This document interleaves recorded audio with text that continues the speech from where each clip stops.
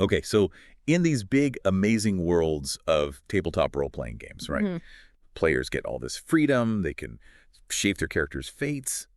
But it brings up this huge question.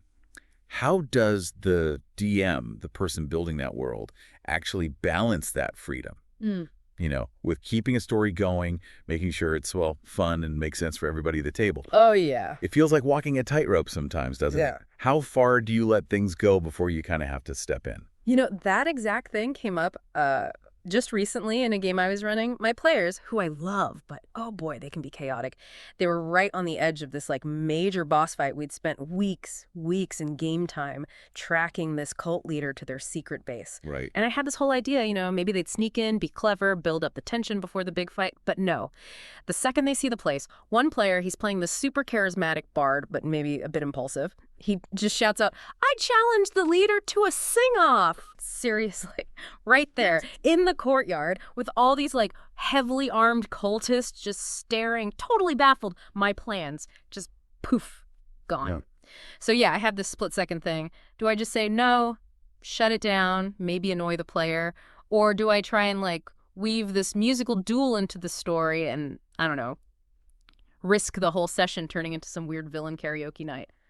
It really hammers home how DMs are constantly dealing with player choices while still trying to keep the game moving forward. Okay, yeah, let's definitely get into that.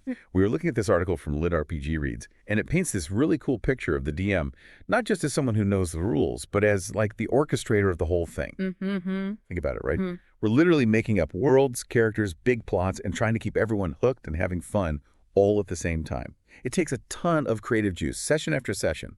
The article calls it a magical marathon, which I kind of love. It really is. And what's interesting, and the article points this out, is how much pressure that creative role brings. There's this almost instinct sometimes to just say yes to everything.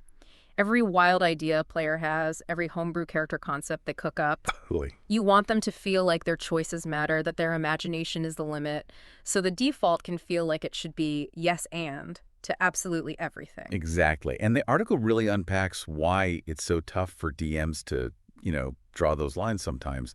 It's not just about avoiding an argument, but that's part of it, sure. Yeah. It's this real fear of letting players down or coming across as too bossy or just somehow ruining the fun. We all want to be that cool, easygoing DM, right? So saying no feels like you're doing it wrong. And if you think about it, so much of DMing isn't strictly by the book. I mean, beyond the basic rules, a lot is improv, reading the table, unspoken group stuff. So if the main goal feels like make sure everyone has fun, setting a boundary can feel kind of arbitrary, even if you've been doing it for years. Yeah, it's this whole mix of reasons underneath. The article lists a bunch. Worried about breaking immersion, getting caught totally unprepared by some crazy idea, not wanting to spoil a surprise you'd planned, even just feeling awkward about, like, being assertive. Mm-hmm. And I think a lot of us fall into that trap of thinking that saying yes to everything is just, well, nicer, more generous to the players. But, and this is such a key point the article makes, what happens if you always say yes?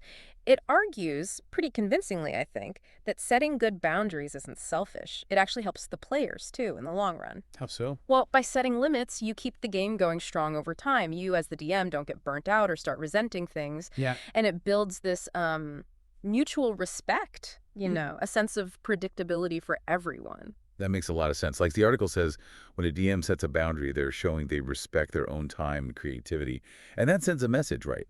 That this game space is one where everyone's needs matter. It makes it more of a safe haven for telling stories together instead of just a potential headache for the DM. Yeah, definitely. And what I found really helpful was how the article broke down the different kinds of boundaries. It's not just about saying no, it's about where you might need to set limits. Right, like emotional boundaries, protecting yourself from burnout, or dealing with stuff like maybe jokes that cross the line at the table. That's huge. Totally. And then there are mechanical boundaries, Yeah. keeping the game system working properly, like being careful with homebrew rules or items that might just break everything. And creative ones, too. Keeping the story, the world, feeling consistent. Like maybe saying no to the party, splitting up for ages if it just messes up the whole plot or makes it impossible to run. Mm-hmm. Logistical boundaries are super practical too, protecting your own time, like setting clear rules about scheduling sessions or how much prep you can realistically do. Then there's social boundaries. Making sure one player isn't just hogging the spotlight all the time or constantly talking over people. And, maybe the most important, safely boundaries. Setting clear lines about what kind of content is okay, making sure everyone feels comfortable and not triggered by sensitive topics. It's a really thorough way of looking at it. It shows that setting boundaries isn't about being a tyrant. It's just, well, managing the game so it stays positive and works for everybody. Speaking of managing things, the article gets into that tricky area of saying no to, like problematic player behavior. It stresses doing it calmly, directly. The goal is always just to keep the game space welcoming.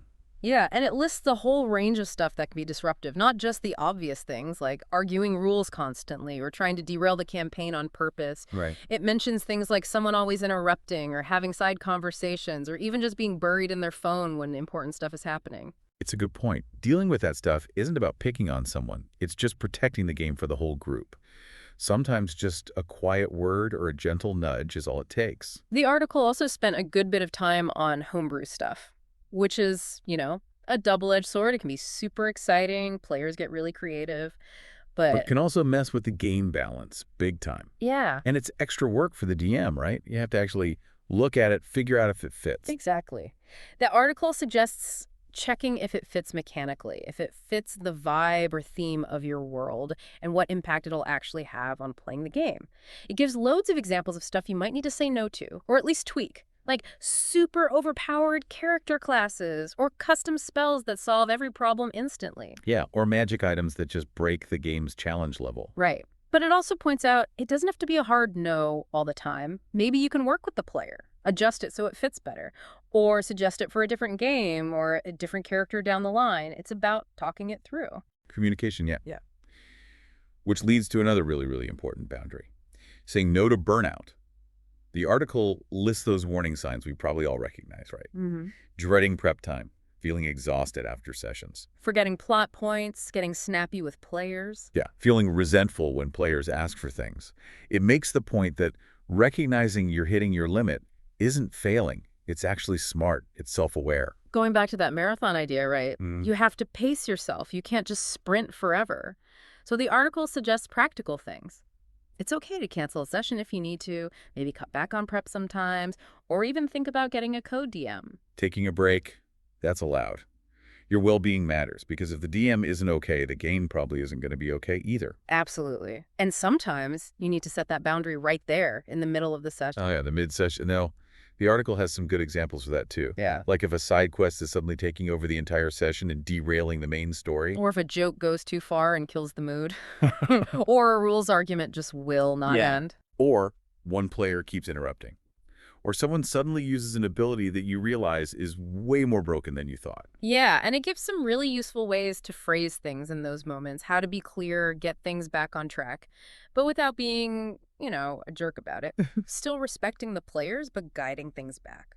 So we know why we need to say no and when, but the article also gives great advice on how to do it without sucking all the fun out of the room. Yeah, like using humor sometimes, or gently redirecting.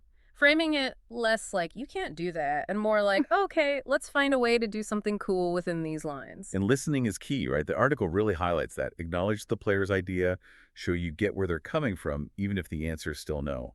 That builds goodwill. It even gives some specific phrases you can use to soften the blow. Definitely.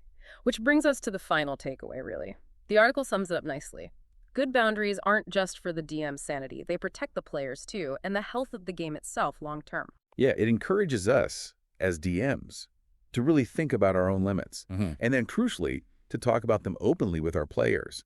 Set those expectations together. Because the best games, the ones that last, they're usually built on that foundation, aren't they? Mutual respect, clear expectations, open chat, and yeah, well-kept boundaries. It's about building that safe, creative space together. This has been really useful to unpack. All these insights came from that fantastic article, DM Burnout Prevention, How and When to Say No in Dungeons & Dragons. It was written by Ajay Patel over at LitRPG Reads. Seriously, go check it out at litrpgreads.com. Big thanks to Alj for writing it, and definitely a shout out to Paul Bello, fine fellow over there, and the whole LitRPG Reads crew for the great stuff they put out. So this makes us curious about you listening in. What's your experience been? Setting boundaries in TTRPGs, maybe as the DM, maybe as a player. We genuinely love to hear your thoughts, your stories. Drop them in the comments. Yeah, please do. And maybe think about this as you go. Those boundaries in any gaming group, they're not always set in stone, are they? They kind of shift and evolve. So, what's maybe one small thing you could try in your next game session? Just a little adjustment to help make things healthier and more sustainable for you and everyone else at the table. Something to chew on.